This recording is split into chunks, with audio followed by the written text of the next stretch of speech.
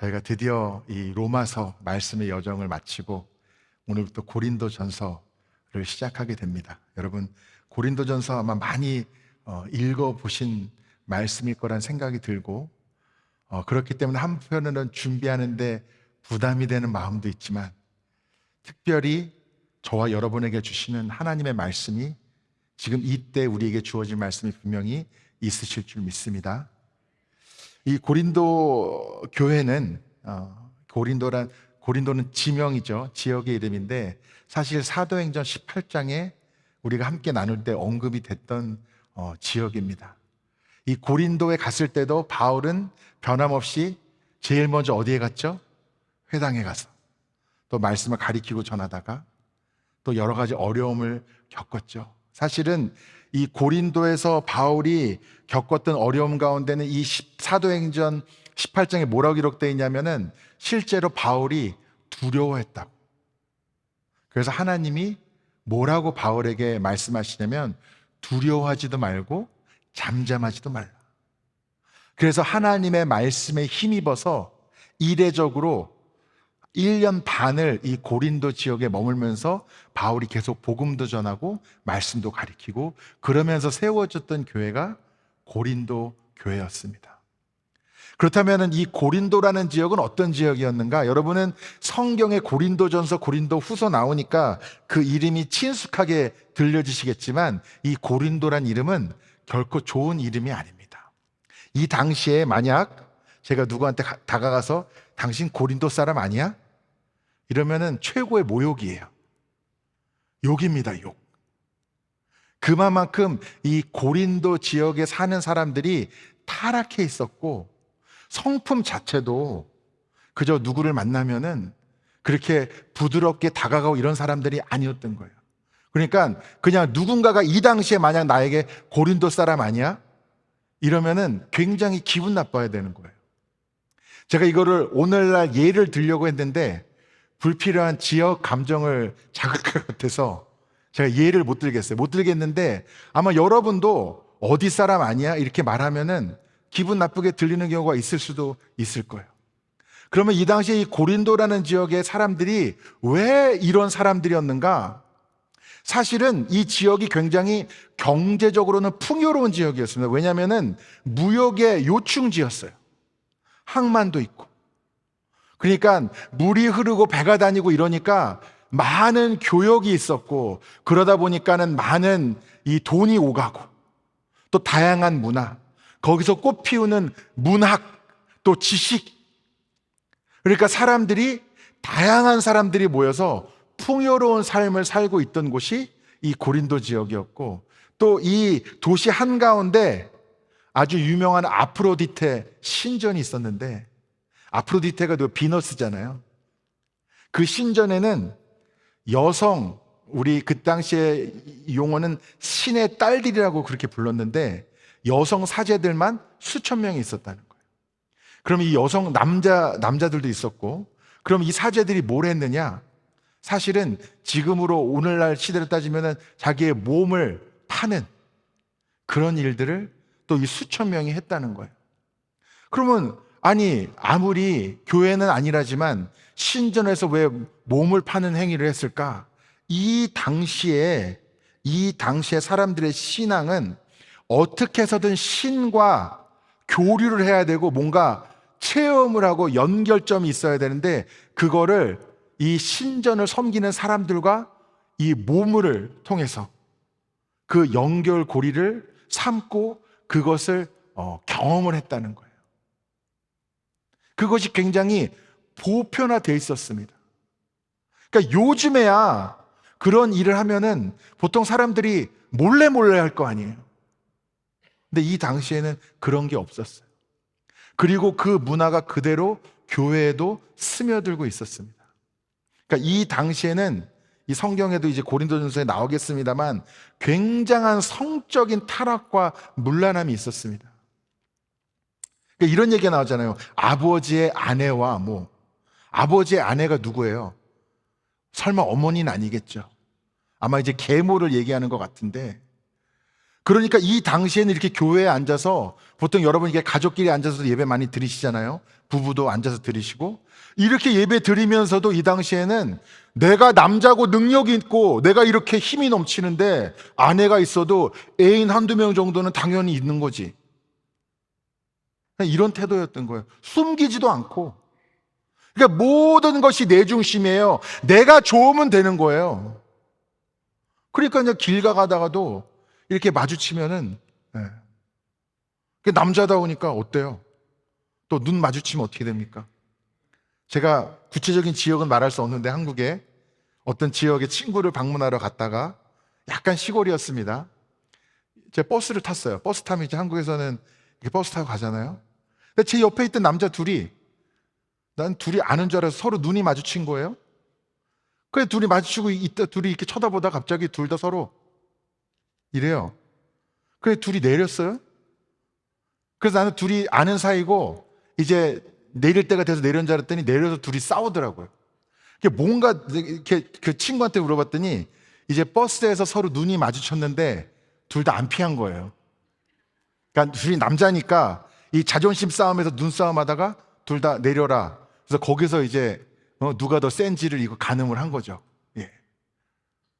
그러니까 이 당시에 이 고린도 사회는, 이 사회도 엄청나게 문란하고 정말 사람이 살만한 곳이가 싶을 것이었지만, 그 문제는 그 모든 가치관들이 그대로 교회 안으로 흘러들어오고 있었다. 그러니까 우리가, 물론 교회는요 세상과 단절되어 있으면 안 됩니다. 우리가 두껍고 높고 넓은 벽을 세워가지고 세상은 죄와 음란함 투성이니까 우리는 우리끼리라도 거룩하게 지내겠다, 그것은 바른 신앙의 자세가 아닙니다. 우리는 세상의 빛과 소금이 되라고 하나님이 말씀하셨잖아요. 그렇기 때문에 우리는 세상 한가운데 나아가서 하나님의 빛을 어둠 가운데 밝혀야 되는 사명이 우리 가운데 있는 줄 믿습니다.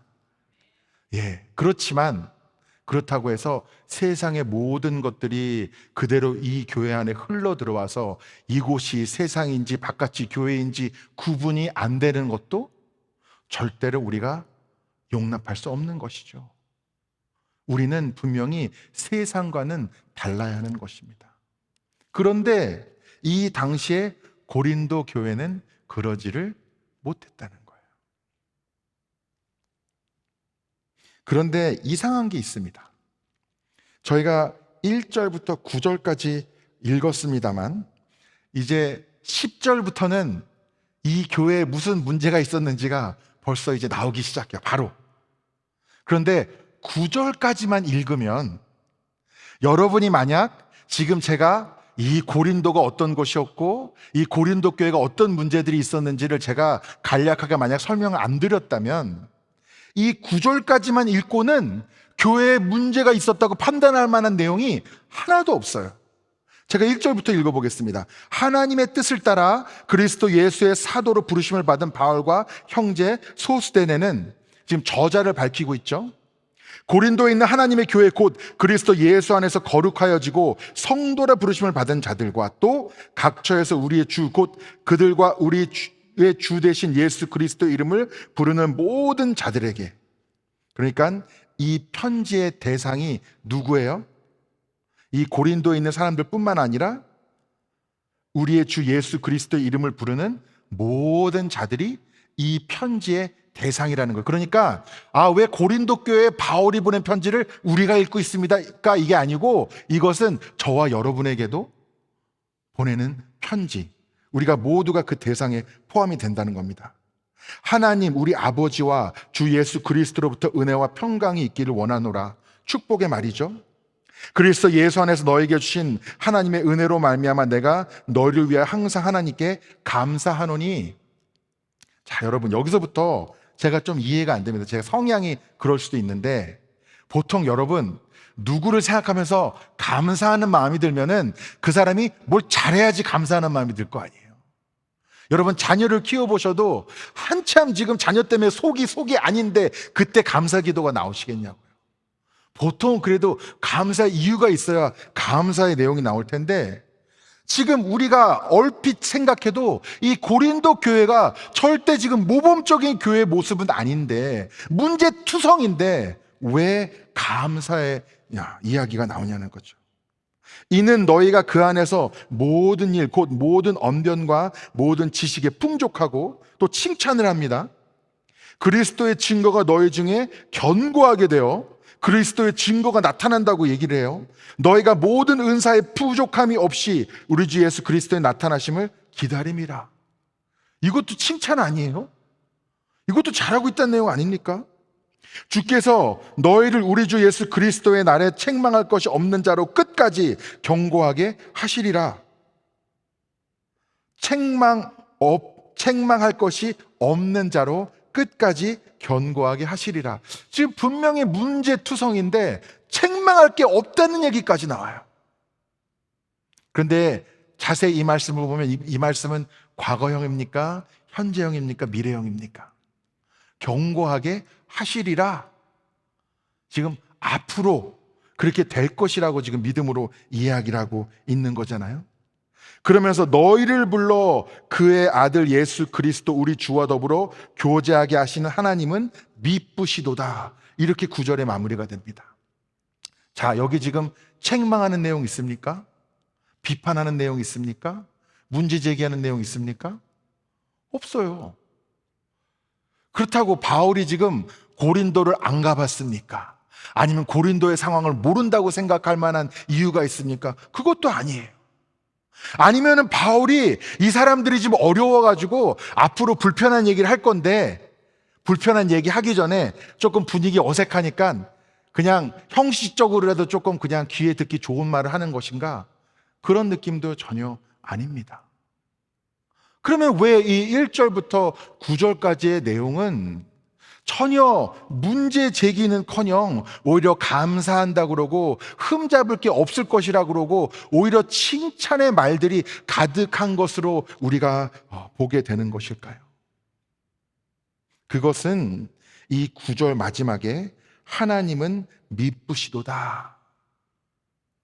하나님은 미쁘시도다. 미쁘시다는 말 많이 들어보셨죠? 이 미쁘시다, 이게 무슨 뜻입니까? 모르시는 분도 계실 거예요, 아마. 많이 쓰긴 썼는데 무슨 말인지 몰라요. 이럴 때 이렇게 한영 성경을 갖고 다니면 좋습니다. 예. 미쁘시다. 영어로는 뭐라고 써있냐? God is faithful. 하나님은 미쁘시도다. 뭐라고요? God is faithful. 하나님은 변함없으시고 신실하시고. 그러니까 이 성경을 보면요, 1절부터 오늘 1장 1절부터 9절을 보면은 바울은 지금 감사도 넘치고 칭찬과 축복과 믿음의 말들을 마구마구 쏟아내고 있는데, 그렇게 할 수 있는 이유는 지금 고린도 교회의 상황을 몰라서 그렇게 얘기하는 게 아니에요. 지금 바울은 누구를 바라보고 있는 겁니까? 하나님을 바라보고 있는 거예요. 누구를 바라본다고요? 하나님을 바라보고 있는 거예요. 다시 1절부터 여러분, 이거 길지 않으니까 이따 집에 가서 꼭 자세히 읽어보세요. 예수 그리스도라는 말이 몇 번 나오는지, 하나님이라는 말이 몇 번 나오는지. 지금 바울은요, 온통 그의 마음과 생각과 시선은 다 하나님에게 쏠려 있습니다.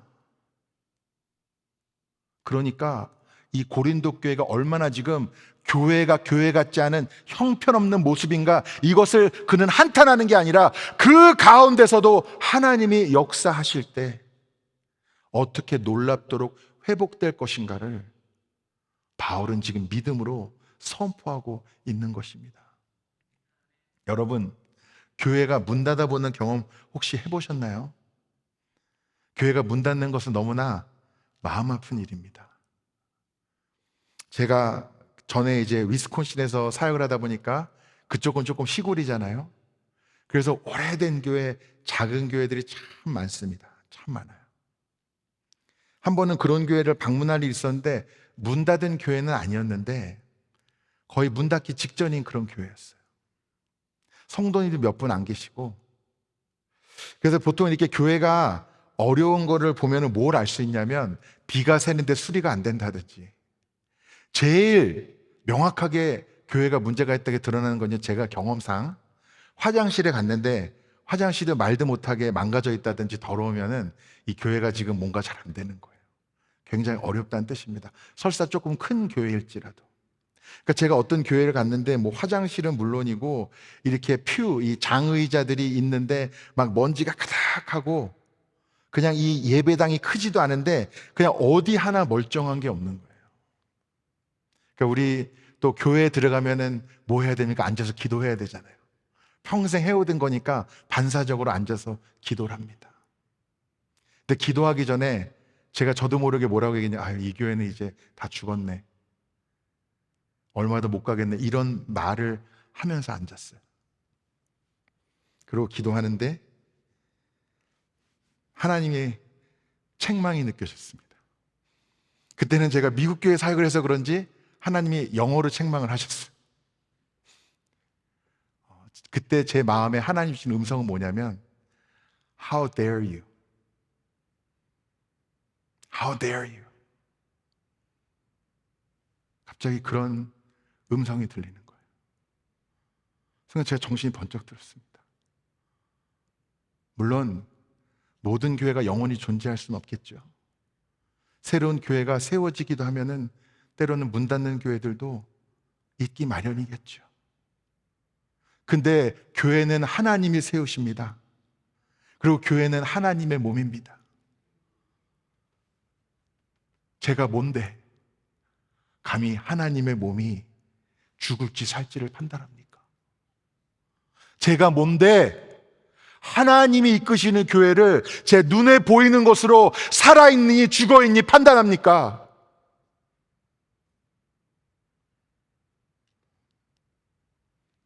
엄청난 회개의 마음이 제 안에 밀려왔습니다. 그리고 그때 다짐했습니다. 다시는 어느 교회도 망한다, 문 닫는다는 말은 내 입에서 뱉지 않겠다고 제가 다짐했습니다. 여러분, 하나님의 교회가요, 문제가 많을 수 있습니다. 그리고 문제 많은 사람들이 모여 있을 수 있습니다. 그래도요, 하나님의 교회입니다. 하나님은요, 저와 여러분을 보면서 이거 문제 많네, 저놈 문제 많네 하고 내치지 않으셨어요. 가장 문제가 많고 죄가 많고 연약함이 많은 그 사람을 바라보면서 눈물을 흘리시고 바로 그 사람을 외면하지 않으시고 그를 살리기 위해서 십자가에 못 박혀 죽으셨습니다.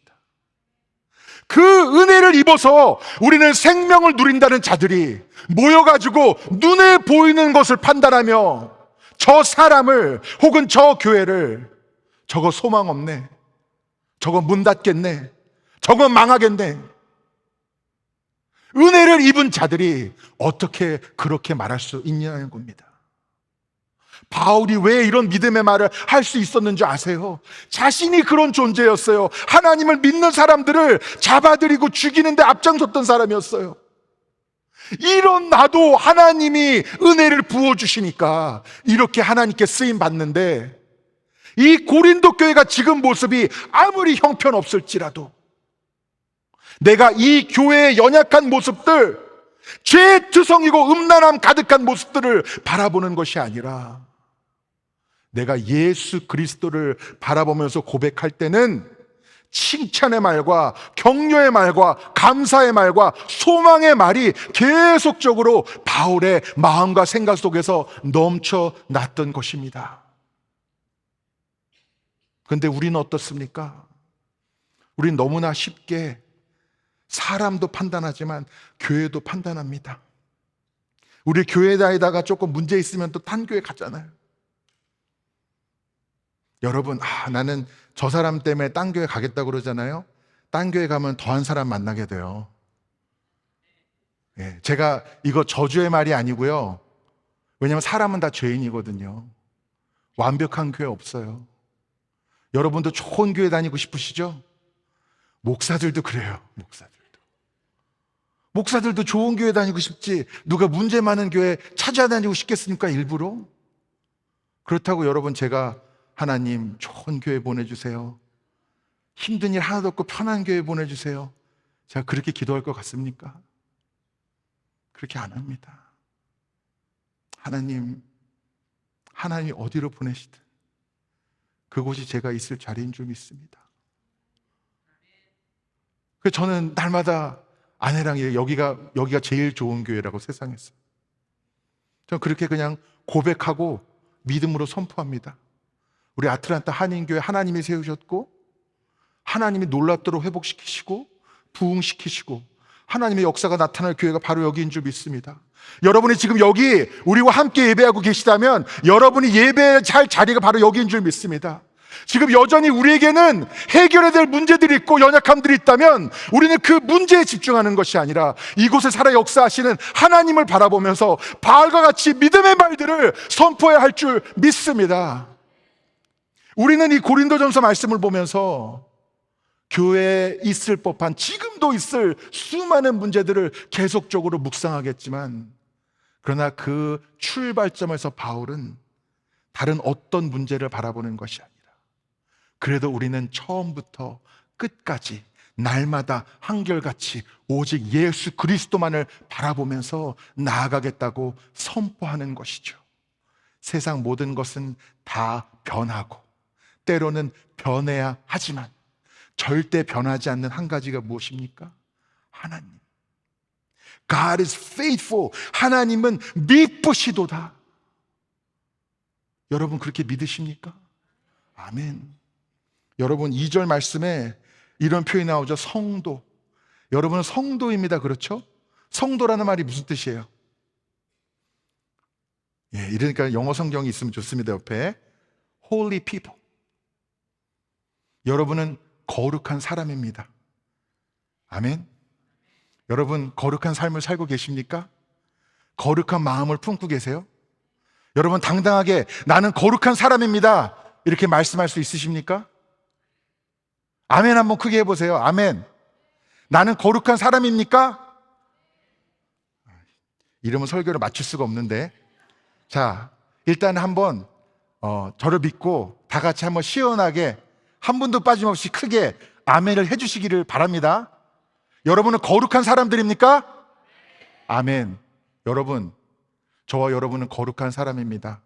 왜 그런 줄 아십니까? 하나님이 거룩하시기 때문이에요. 저와 여러분 안에 거룩함이 있는 줄 아십니까? 우리 중에 완전한 사람이 한 사람이라도 있는 줄 아십니까? 아니에요. 우리는 다 연약한 죄인이고 우리의 능력으로만 살면은 부족함 투성인 사람들입니다. 다른 그 무엇은 몰라도 여러분 다른 사람들 앞에서 주저함 없이 당당하게 고백할 수 있어야 됩니다. 나는 성도입니다. 나는 거룩한 사람입니다. 왜? 하나님이 거룩하시기 때문에. 2절에 나오잖아요. 고린도에 있는 하나님의 교회 곧 그리스도 예수 안에서 거룩하여지고 성도라 부르심을 받은 자들. 예수 그리스도 안에 여러분이 거하기 때문에 여러분은 거룩한 거예요. 우리가 당당하게 나는 성도입니다, 나는 거룩한 사람입니다 라고 외칠 수 있는 것은 내가 완전해서가 아닙니다. 나는 영원히 완전할 수 없어요. 그러나 내가 담대하게 선포할 수 있는 것은 그리스도를 믿는 믿음. 주님이 지금도 나와 함께 하시며 지금 내 환경, 지금 나의 모습이 아니라 장차 주님이 이루어 가실 것에 대한 분명한 소망이 나에게 있기 때문에 나는 거룩한 사람입니다, 나는 성도입니다 라고 외칠 수 있는 것이죠. 여러분 그 믿음 흔들리지 않으시기를 축원합니다. 여러분 우리는 사람을 바라볼 때도요 너무 마음으로 포기하면 안 돼요. 사람이 쉽게 바뀌지 않죠. 내 노력으로도 못 바꿔요. 여러분 아내, 남편 내 노력으로 못 바꿔요. 하나님이 바꿔주셔야 돼요. 교회도 여러분 저는 한때는요 그냥 제가 열심히 하면은 교회가 부흥하는 줄 알았어요. 그냥 2배로 오래 일하고 길게 일하고 열심히 일하면 그거에 비례해서 교회 부흥하는 줄 알았어요. 안 그렇더라고요. 부흥도 하나님이 허락하셔야 돼요. 그리고 그것은 하나님이 기뻐하실 부흥으로 일어나야 되는 거예요.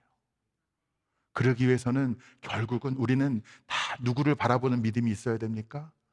하나님을 바라보는 믿음, 예수 그리스도를 바라보는 믿음이 우리에게 있어야 되는 거예요. 그 믿음으로 사는 자들에게 그 믿음대로 열매가 나타나게 될 것입니다. 그것이 바울이 이 고린도전서 말씀을 우리에게 전하기 시작하면서 우리에게 나누고 싶었던 자신의 간증이고 고백이었던 것이죠. 그러므로 여러분이 몸담고 있는 이 믿음의 공동체, 여러분의 가정, 여러분의 자녀들, 여러분의 형제들, 부모들, 때로는 여러분에게 실망을 줄 수도 있고 여러분 눈에는 부족함과 연약함만 보일 수도 있습니다.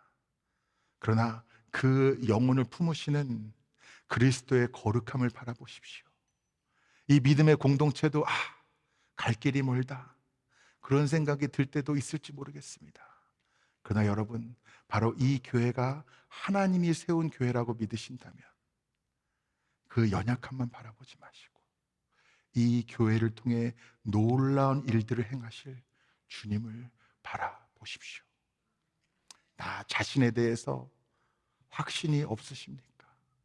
때로는 거울을 바라보며 내 자신이 연약하고 한심하다고 여겨지십니까? 이런 나를 통해서 거룩한 일들을 행하실 그 주님을 바라보는 믿음이 여러분 가운데 부어지시기를 간절히 축원합니다. 하나님이 살아계시지 않다면 제가 장담컨대 저는 지금 이 자리에 서 있을 수도 없습니다. 제 자신은요, 여러분 앞에 잔잔히 드러낼 수 있는 것이 아무것도 없습니다. 근데 제가 이렇게